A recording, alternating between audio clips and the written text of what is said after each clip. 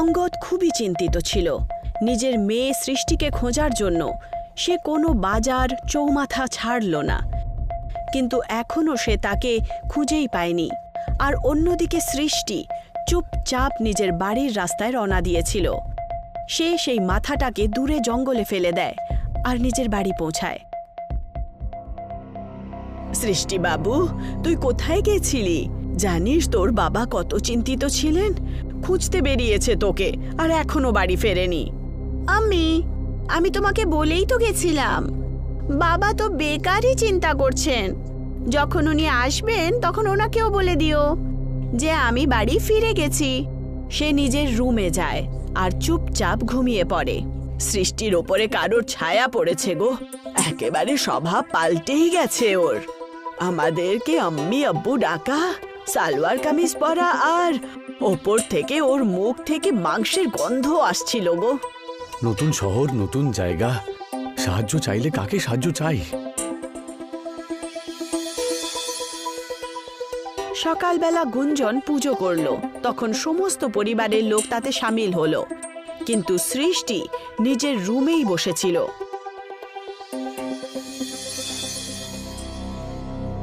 রাত্রিবেলা যখন সবাই হলে বসেছিল তখন ওরা কারোর আওয়াজ শুনতে পায়। হে ঈশ্বর, এটা কি করে হলো? কে করতে পারে এমনটা? এই আওয়াজটা তো বাড়ির পেছন থেকেই আসছে। ওরা তিনজন বাড়ির পেছনে খোলা ব্যালকনিতে যায়। সেই সাদা সালোয়ার কামিজের মহিলার সাথে একজন মৌলবী সাহেবও ছিলেন।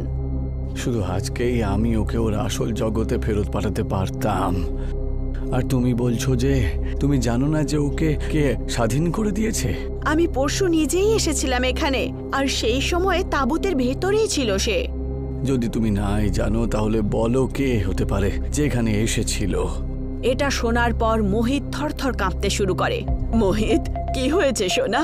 তুই এত ভয় পাচ্ছিস কেন? মা, সৃষ্টি দিদি আর আমি ওই ঘরের ভেতরে গেছিলাম, আর ওখানে আমাদের সাথে খুব ভয়ঙ্কর দৃশ্য হয়েছিল মা। এখন মোহিত সমস্ত ঘটনা অঙ্গদ আর গুঞ্জনকে বলে দেয়। ও মাই গড! চলো গুঞ্জন, এক্ষুনি ওনার সাথে গিয়ে কথা বলি। ও যদি চলে যায় আমাদের যে কি হবে, সৃষ্টির কি হবে? অঙ্গদের কথা অনুযায়ী ওরা তিনজন ঘরের পেছনের সেই কুঠিরে চলে যায়। ওই মৌলবী সাহেব আর ওই মহিলা ওখানেই দাঁড়িয়েছিল। আগে আপনারা, যে মানুষটাকে আপনারা খুঁজছেন না, সে আমাদের মেয়ে সৃষ্টি। এই সামনের বাড়িটা তো আমাদের, আর আমার মেয়ে সৃষ্টি ওই ঘরের মধ্যে গিয়েছিল যার মধ্যে ওই তাঁবুতটা রাখা ছিল। একজন কুমারী মেয়ে, এ তো অঘটন ঘটেছে। আপনি ভয় পাবেন না প্লিজ, দয়া করে আমাদের বলুন আসলে এগুলো কি। আমার নাম শাবানা, আর যেই কথাটা আমি আপনাদের বলতে যাচ্ছি সেটা গত বছরের। আমি এখানে আমার পরিবারের সাথেই থাকতাম। আমার বর সাজেদ আর আমার একটা মেয়ে সানা। সানা আমাদের একমাত্র সন্তান ছিল, সেই জন্য আমাদের খুবই প্রিয় ছিল। সে খুবই মিষ্টি ছিল দেখতে, আর তার চুলও খুব লম্বা ছিল। বিকেল হওয়ার পর রোজ সে নিজের চুল খুলে খুলে সামনের বাগানে ঘুরতে যেত। সানা বাবু, নিজের ইচ্ছে মতো পার্কে খেলতে যাচ্ছ আর চুলও খুলে রেখেছ?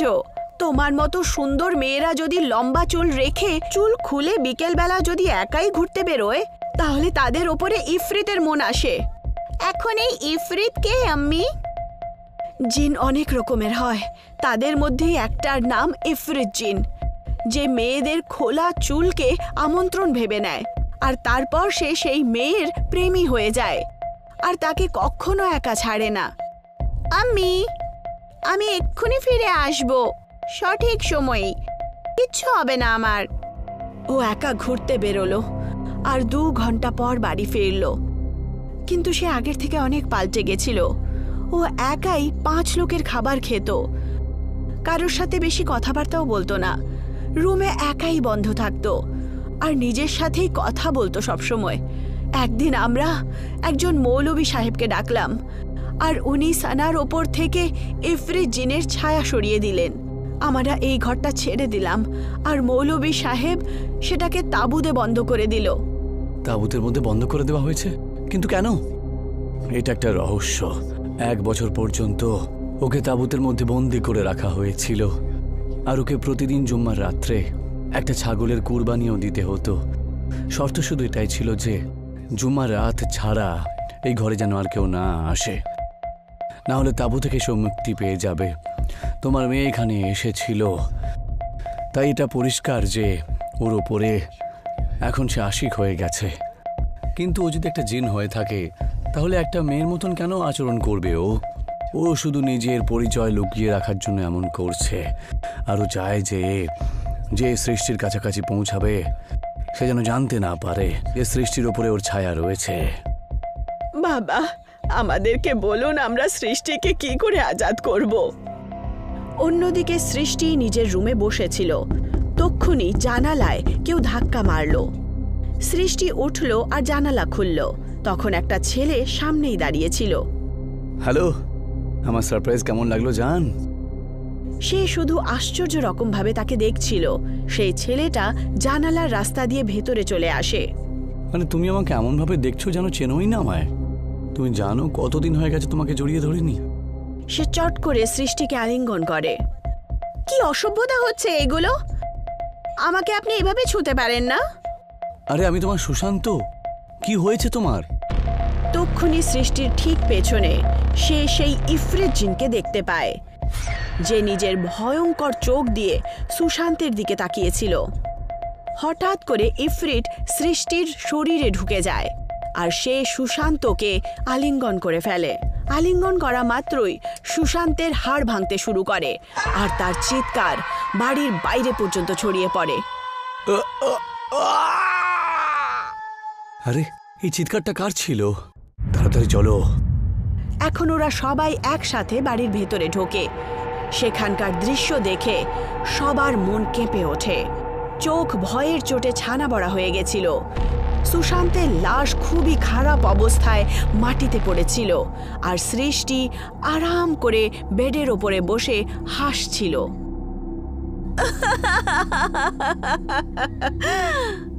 ছেড়ে দে এই মেয়েটাকে শয়তান। এইটুকু বলে মৌলভী সাহেব নিজের ঝোলা থেকে একটা সবুজ রঙের বোতল বার করেন আর সেই সবুজ রঙের জল দিয়ে তার বেডের চারদিকে গোলাকৃতি বানায়। মৌলভী, তুই আবার এখানে চলে এসেছিস আমাকে বিরক্ত করতে। এই মেয়েটাকে ছেড়ে দে, না হলে ভালো হবে না। আমি এক্ষুনি তোকে বলছি যে আমি কি করতে পারি।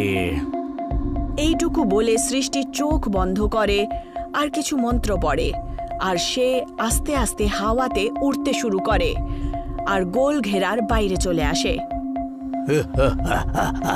আমি এবার চললাম। ও দ্রুত গতিতে ওখান থেকে বেরিয়ে যায়। ওই তাবুতটা ওই কোঠির ভেতরে রাখা আছে, বুঝতে পেরেছ তো? ও যদি ওই তাবুতটাকে জ্বালিয়ে দেয় না, আর কখনো ওকে সৃষ্টির থেকে আলাদা করতে পারবো না। তাড়াতাড়ি ওখানে গিয়ে ওকে আটকাও। ওরা সবাই এখন দৌড়ে সেই রুমেই পৌঁছায়, কিন্তু সেখানে আশ্চর্য রকমের শান্তি ছিল। ও এখানেই কোথাও আছে, এখানেই কোথাও লুকিয়ে থাকবে।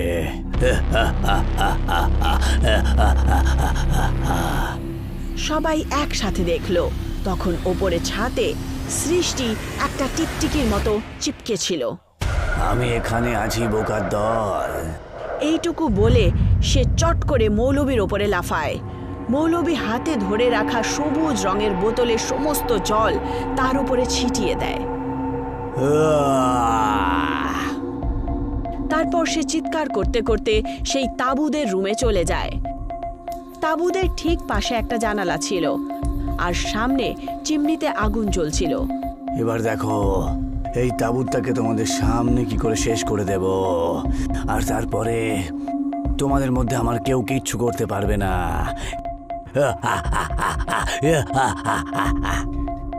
এইটুকু বলেই সে চিমনি থেকে একটা জ্বলন্ত লাকড়ি তুলে নেয়। তক্ষুনি জোরে বিদ্যুৎ চমকায় আর বাইরে বৃষ্টি শুরু হয়ে যায়। সে সেই জ্বলন্ত লাকড়িটা নিয়ে তাঁবুদের কাছে এগোতে শুরু করে। আমি তো কেমনটা করতে দেব না। মৌলভী সাহেব কিছু মন্ত্র পড়া শুরু করলেন। বন্ধ কর এটাকে পড়া। সে তাঁবুদের ভেতরে আগুন লাগিয়ে দেয় আর জোরে জোরে হাসতে শুরু করে। তক্ষুনি অঙ্গদ পাশেরই একটা জানালা খুলে দেয় আর তার দ্বারা রুমের ভেতরে তুফানি হাওয়া আর বৃষ্টির জলও আসতে শুরু করে। তাঁবুতে লাগা আগুন পুরোপুরিভাবে বুঝে যায়। না, ও তাড়াতাড়ি মৌলবীর ওপরে লাফাতে চাইছিল, কিন্তু তক্ষুনি মৌলবী সাহেব বললেন, এখন মন্ত্র পুরোপুরি পড়া হয়ে গিয়েছে। হে জিন জগতের পাহারাদারেরা, একে আবার এই জগৎ থেকে ফিরিয়ে নিয়ে চলে যাও। এর মনোকামনা একেবারেই ঠিক নয়, ঠিক নয়। একে নিয়ে যাও নিজেদের জগতে ফিরিয়ে। তাঁবুদের ভেতর থেকে সাদা আলো বেরোতে শুরু করে, যেটা দেখে সৃষ্টির ভেতরের ইফরিত চিৎকার শুরু করে দেয়। না না না না, আমি যাও না। দুটো লম্বা সাদা হাত তাঁবুদের বাইরে বেরোয়, আর ওরা সৃষ্টির কাঁধ ধরে নেয়। তক্ষুনি সৃষ্টির শরীর থেকে ইফরিত বেরিয়ে যায়, আর তার ভয়ঙ্কর রূপ দেখে ওখানে দাঁড়ানো সবাই ভয় পায়। সৃষ্টিও তাকে দেখে চিৎকার শুরু করে, বাবা! আর চিৎকার করতে করতে অঙ্গদের কাছে চলে আসে। অঙ্গদ তাকে আলিঙ্গন করে। ওই হাত ইফরিত জিনকে তাঁবুদের ভেতরে টেনে নেয়, আর তারপর তাঁবুদ নিজে নিজেই বন্ধ হয়ে যায়। হঠাৎ করে চারদিকে সবকিছু শান্ত হয়ে যায়। মৌলভী সাহেব, এখন কি ওই তাঁবুতার ভেতরেই আছে?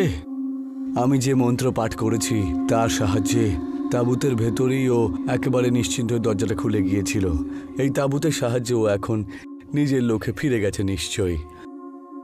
এখন শুধু 1 মাস আগে এই তাঁবুটাকে যেন কেউ খুলবে না, না হলে ও আবার এখানে চলে আসবে।